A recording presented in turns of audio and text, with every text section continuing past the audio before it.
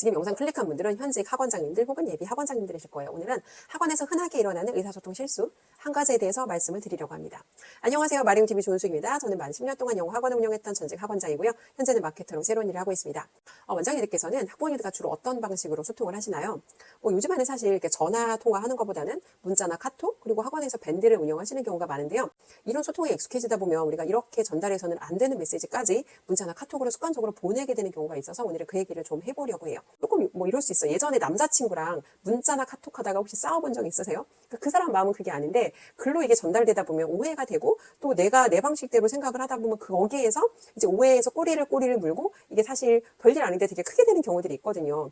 아이들의 칭찬을 할 때는 문자나 카톡이나 긍정의 피드백은 사실은 상관이 없어요. 근데 뭔가 이제 부정적인 상황, 아이가 그날 공부를 하고 갔는데 불성실했어. 아니면 선생님과 마찰이 있었어. 과제를 아니면 제대로 안 해왔어. 이런 상황은 사실 내용 자체가 조심스러운 부분이기 때문에 그거를 내가 아무리 조심스럽게 글로 전달을 한다고 해도 받으시는 분의 입장에서는 여전히 이제 불편한 내용을 포함한 감정이 건드려질 수 있는 내용이거든요. 아무리 선생님이 우리 아이를 걱정해서 하는 말이라는 건 알지만 그럼에도 불구하고 사람이기 때문에 내 새끼에 대한 이런 부정적인 피드백은 기분이 좋게 들으시기는 사실은 조금 어려운 부분이긴 해요. 그래서 아마 원장님께서 1차적으로는 전화통화를 시도하실 거예요. 근데 통화가 안 되면 그거 내용 자체를 텍스트로 쓰시는 것보다는 어머니 오늘 땡땡이가 공부하고 왔는데 이제 어머니랑 좀 상의하고 싶은 부분이 있어서 제가 전화를 드렸어요. 근데 통화가 안 돼서 제가 문자 남기니까 통화 가능한 시간 남겨주시면 제가 다시 전화 드릴게요.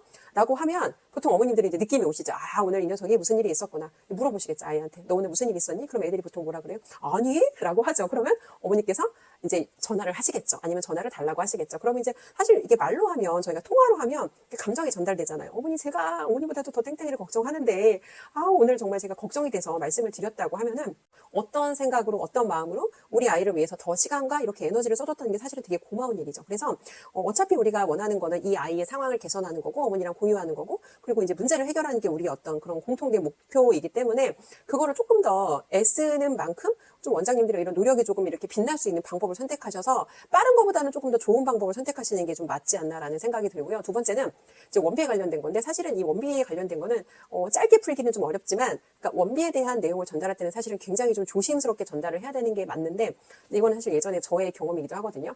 예전에 제가 피아노 레슨을 받았고 그때가 이제 회사 워크숍이라서 주말에 토요일에 문자가 왔어요. 토요일에 문자가 왔는데 갑자기 원비를 올리겠다는 거예요. 갑자기 원비를 올려서 다음 수업 때 원비를 올릴 거니까 이제 올려서 돈을 보내세요라는 내용이었는데 사실 돈을 올리는 것 자체는 문제가 아니에요. 왜냐면 이제 시세라는 게 있고 이게 주변에 어떤 아니면 제가 단계가 올라갔다거나 뭔가 이제 명분이 있으면 올릴 수 있는데 저한테 이걸 미리 알려주셨으면 사실 아무 일도 아니었어요. 근데 갑자기 내가 돈을 내야 되는 시점에 주말에 갑자기 문자로 연락을 주시니까 사실 되게 황당하더라고요.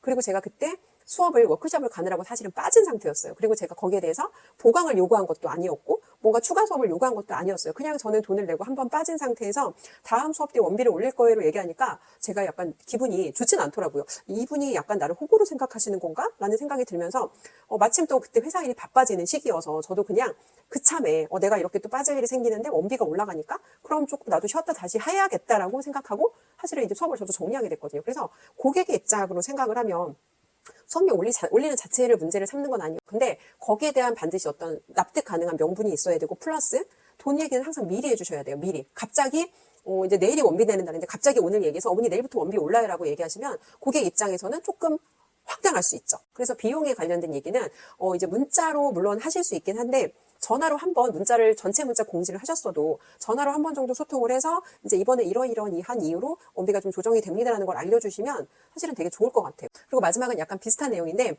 아이들이 그날 공부하고 집에 가서 이제 뭔가 선생님과 어떤 상황이 있었어. 그래서 집에 가서 엄마한테 오늘 되게 속상했다고 이야기를 하는 경우가 있어요. 근데 원장님께서 이제 그거를 알고 있으면 좋은데 사실은 내가 무슨 내용인지 파악을 못 하시는 경우가 있거든요. 근데 선생님이 퇴근을 했다거나 아니면 지금 내가 파악이 안 된다거나 내용이 파악이 안 되는 상태에서 사실은 소통을 하게 되면 뭔가 정확하게 거기에 대해서 응대를 하시기가 어려워요. 내가 뭔가 여유 있게 통화할 수 있는 상황이 아니라면 제가 지금 수업 중이니까 마치고 다시 연락을 드리겠다고 조금 그런 경우에 뒤로 밀어주시고 만약에 내가 파악해야 되는 정보가 있어요. 그러면 그런 정보들을 먼저 파악하시고 어머니랑 소통을 하시는 거죠. 그래서 원장님들이 직접 수업하시는 게 아니고 선생님들이 수업을 하시는 거면 이제 이거는 학원의 어떤 지침으로 정해두시는 게 좋아요. 아이가 그날 집에 가는데 뭔가 기분이 석연치 않아. 아이들이 뭔가 이제 표정이 안 좋다거나 뭔가 시간이 많이 걸렸다거나 그런 아이들이 있으면 반드시 그 아이가 또 선생님들이 퇴근하기 전에 반드시 원장님한테 와서 그런 상황들을 공유해달라고 해두시는 게 좋아요. 그러면 오늘 누구 땡땡이가 표정이 안 좋아서 집에 갔어요. 그러면 선생님한테 이제 그런 대략의 이유들을 들어보실 수 있는 거죠. 뭔가 자기가 집중이 안 돼서 시간이 오래 걸렸고, 그래서 뭔가 이제 시간이 오래 걸리니까 집에 빨리 못 가니까 이 아이는 속상이 있겠죠. 근데 뭔가 집에 가서 얘기할 때는 조금 다르게 전달이 되는 경우들이 있거든요. 뭔가 이제 물어보는 거죠. 왜 오늘 아이가 피곤했고 왜 오늘 집중이 못 됐는지. 그러면 뜻밖의 학원에서 뭔가 이유가 아닌 경우 되게 많아요. 전날 뭐 자기가 게임하다 잠을 못 잤다거나 전날 자기가 늦게까지 텔레비전을 봤다거나 이런 상황들인 경우가 되게 많거든요. 그러면 학원에서 해결할 수 없는 문제인 경우에 사실 이제 그 부분에 대해서 어머니한테 도와달라고 저희가 오히려